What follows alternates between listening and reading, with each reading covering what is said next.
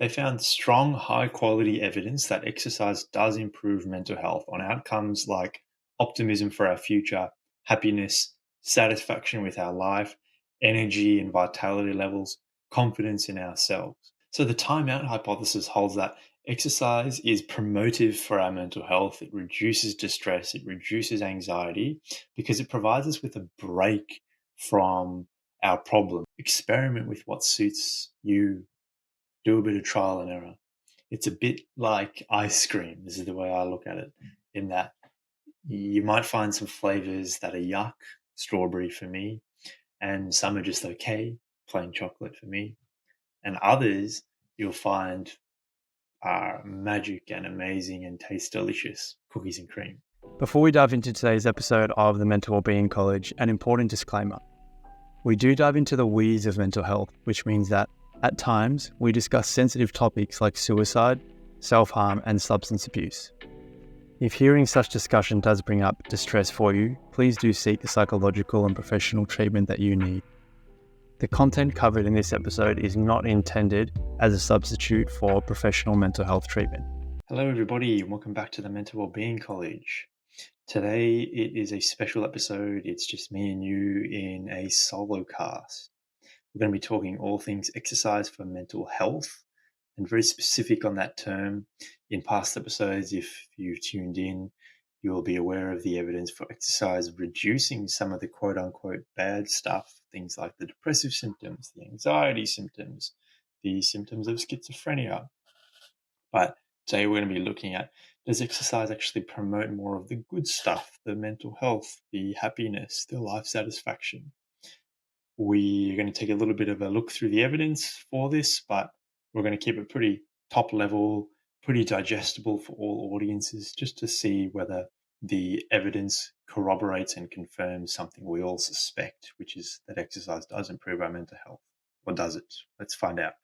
As always, if the episode is interesting, if you find anything useful or walk away with something that you learned or is valuable, we would be very grateful if you would hit subscribe, follow, or just to leave a review on YouTube or Spotify. Chuck us an honest review. Let us know what you'd like to see different, what you liked, and that way we can tailor episodes and make it better for you and continue to hopefully have a meaningful impact on your life. So when we think of treatments for mental health, the first things that probably come to mind are usually therapy or medication.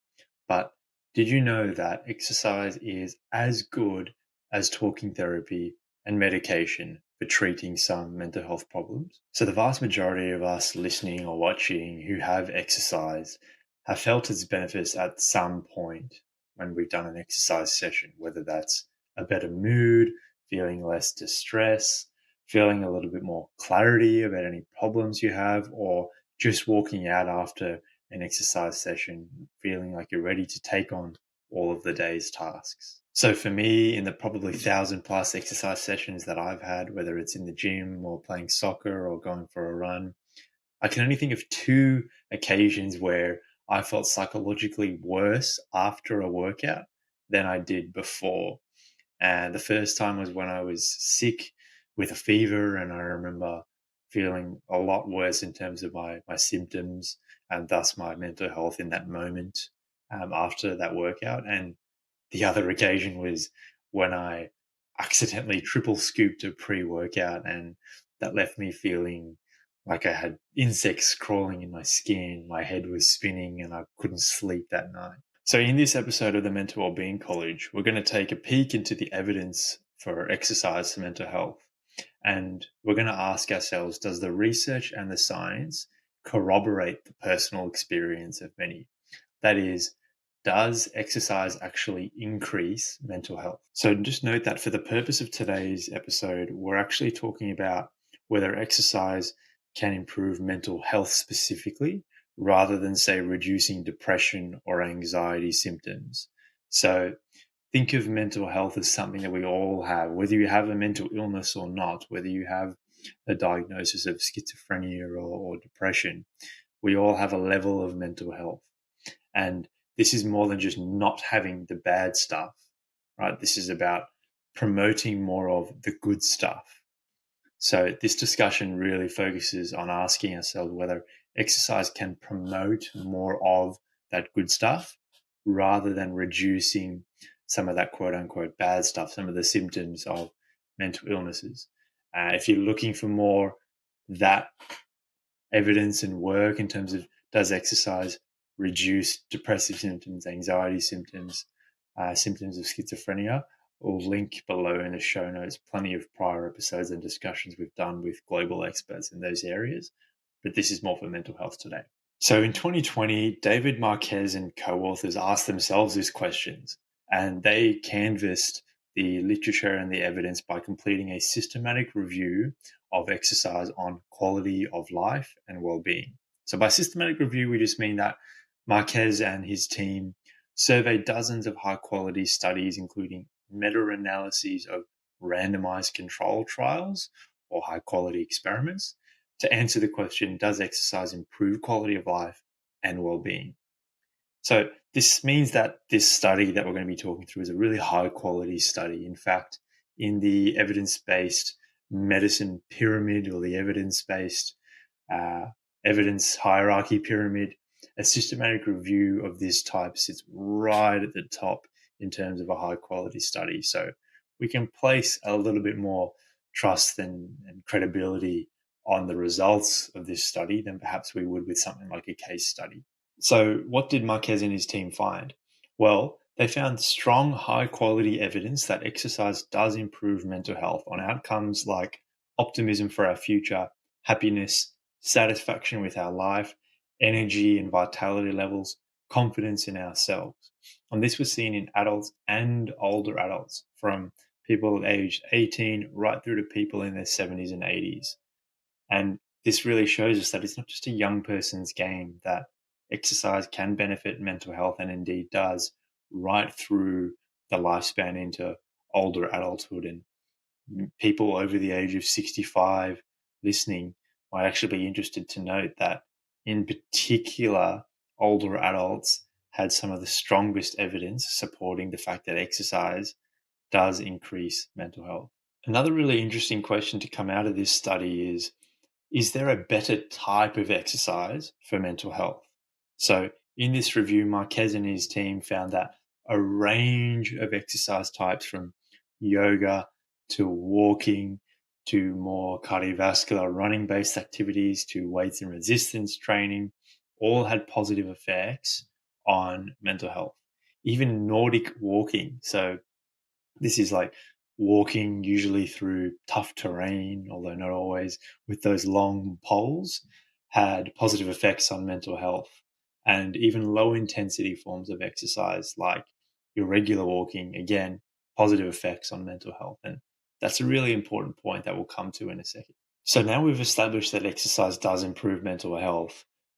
What about the reasons why? What are the mechanisms underlying this effect? Why does exercise improve mental health? And there are several hypotheses, and this is a whole debate within the field, but there doesn't seem to be one overarching leading answer, but instead it's likely there's a suite of different mechanisms with different reasons being more applicable to you or to your friend or to your partner based on your own unique psychological and biological makeup.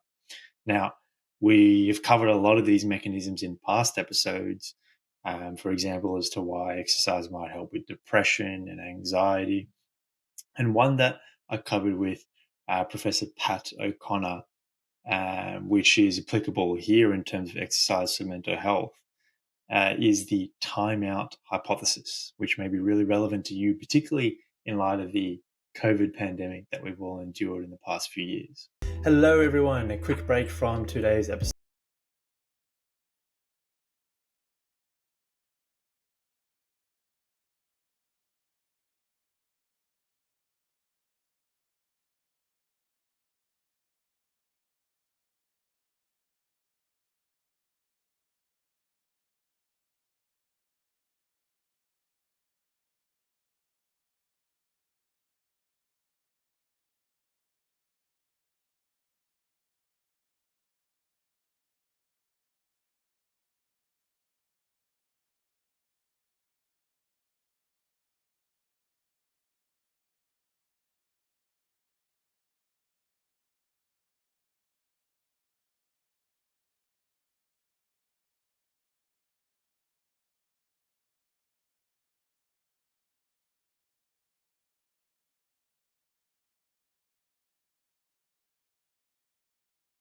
hypothesis holds that exercise is promotive for our mental health. It reduces distress, it reduces anxiety because it provides us with a break from our problems or a time out from our challenges in life. So, this is kind of the same principle that underlies why watching Netflix for a couple of hours or scrolling on your phone for a few minutes is therapeutic to a degree in some instances, in the sense that it provides that distraction or break from things in life that perhaps we don't really want to think about. Another word that's often used for this is a bit of escapism. So researchers Michael Breus and Pat O'Connor tested this hypothesis, this timeout hypothesis, by asking a group of women to engage in 4 different conditions. Number one, 40 minutes of low intensity cycling on a bike. Number two, 40 minutes of just studying or reading on a bike without actually exercising. Number three, 40 minutes of studying whilst cycling on a bike. And number four, just a control group who just rested for 40 minutes. So Breus and O'Connor tested levels of what we call state anxiety. So feelings of worry, of tension, of calmness, of relaxation before and after each of those 4 conditions. And when the women exercised on the bike, there was a significant reduction in this state anxiety. However, when they exercised on the bike and studied as well on the bike, so that exercise study combined condition, there was no significant reduction in anxiety. So, this experiment suggests that one way in which we feel better, we feel more relaxed and more calm, is because exercise gives us that break or that time out from the stressors of life. And when you deprive someone of that by forcing them to exercise but also study whilst on the bike, they don't have this same positive effect in terms of the reduction in anxiety.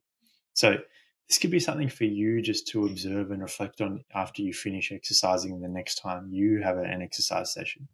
Did you find that the session just went by and you temporarily forgot about your problems, or you got a sense of relief or time out from those challenges that you'd been stewing on prior to exercise? So exercise showing that it does improve our mental health, it promotes more of the good stuff.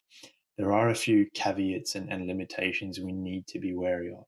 And I hope that's one thing that you've taken away from prior episodes of the Mental Wellbeing College, is that in psychology, there's nothing that's black and white. There's a whole lot of gray. And that applies even to this wonderful intervention of exercise, that it's not a panacea. It's not a catch-all cure for everything and is going to change your life in terms of your mental health for everyone all the time straight away. That's not the case here. So the first caveat is that the Marquez systematic review that we just discussed, this did find inconsistent and limited evidence for exercise improving mental health and quality of life for people with certain psychiatric disorders like bipolar disorder, depression, dementia. So this isn't to say that exercise doesn't have huge benefits in these areas. It does. And for example, with exercise and depression, you can tune into a past episode with Professor Felipe Shook showing all the wonderful evidence that exercise has for reducing depressive symptoms. It's more to say that in terms of promoting the good stuff, again, not just reducing the bad stuff, some of those depressive symptoms, but there's limited evidence to say that it might actually promote some of the good stuff, based at least on the review by Marquez and co-authors in people with some of these conditions. And a lot of that is just a function of there's not much work being done on the mental health rather than depressive symptoms of people with depression, for example, or just a huge variance or what we call heterogeneity in the studies, which makes it difficult to assess, a black or white answer. So that's just something to be aware of.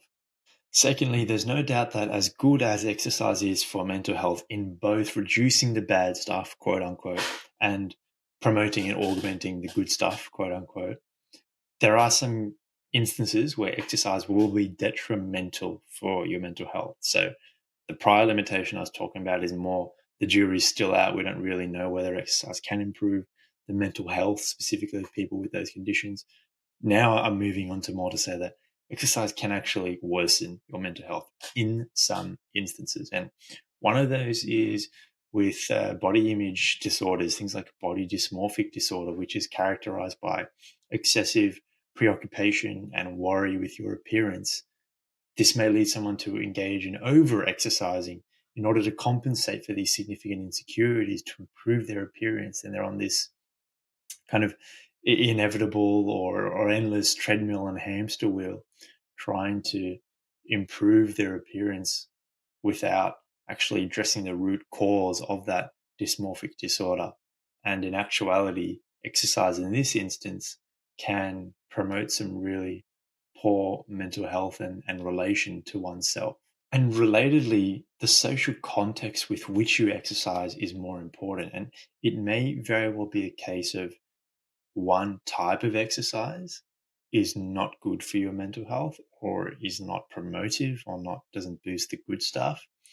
But through trial and error, you come to a different form of exercise and a different environment in which you do exercise that is better for your mental health. So, for example, I think the best example and the most common one that many of us feel is in your typical big box gym environment, where many people will report feeling either insecure in that environment with lots of other fit people who look like they know what they're doing, or it's the smell of sweat and body odor that they don't like, or it's the intimidation of weights crashing everywhere or people grunting as they exert themselves. Whatever reason, that big box gym environment often is so uncomfortable or so off-putting for people, such that being in that environment is not going to help them boost that good stuff and promote their mental health. So that's why it's important to find an environment that works for you. Now, I love the gym itself, and all those things that I outlined are kind of reasons why I do love it. The atmosphere just suits me very well. But for you, it may be walking your dog in the park. It may be a yoga session that you do at home through, watching videos on YouTube, or you go to a quiet yoga studio, or maybe playing soccer or netball, in a team or with friends. So this comes back to one of those findings from the Marquez systematic review, that there's no one type that is leading, and there's no one type of exercise that you must do to improve your mental health. Rather, it's about finding what works for you, trial and error, and there's more than one way to skin a cat, as they say. And this is what comes out from the evidence of exercise for mental health.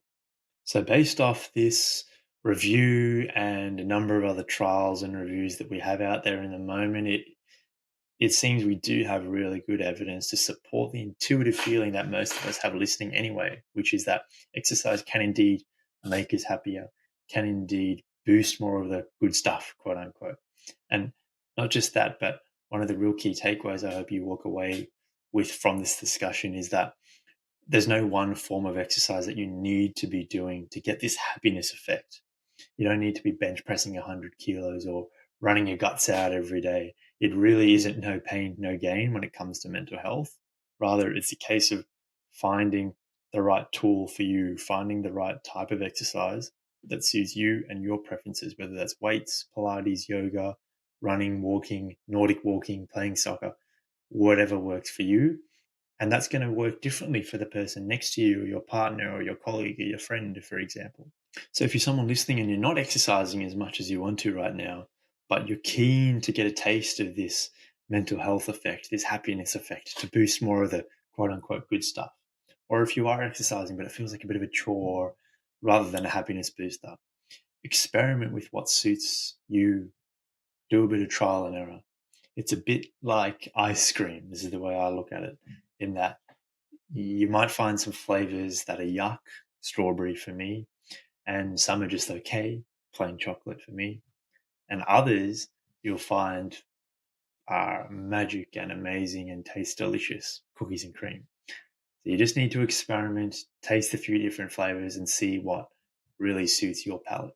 So, whilst many of us have an intuitive sense of whether exercise benefits mental health, happiness, well-being, mood, it can be reinforcing to know that, based off today's discussion, that the empirical evidence does actually support this. That is, we have high-quality, systematic review evidence to support that exercise improves mental health in adults.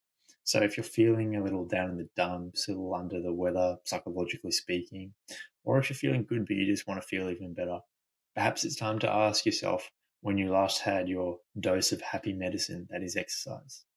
Thanks so much for tuning in to today's episode of the Mental Wellbeing College. If you've made it this far, it means you've